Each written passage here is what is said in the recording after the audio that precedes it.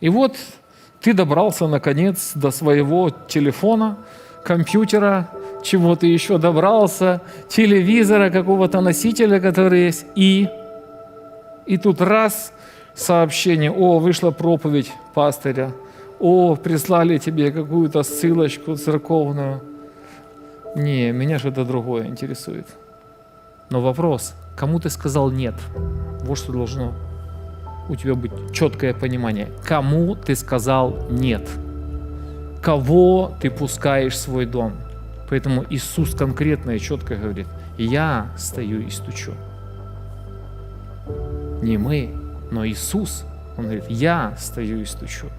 И обетование, например, Пергамской церкви, Иисус, Он обращается, и Он его хвалит за веру. И Он говорит: ты живешь там, где престол сатаны.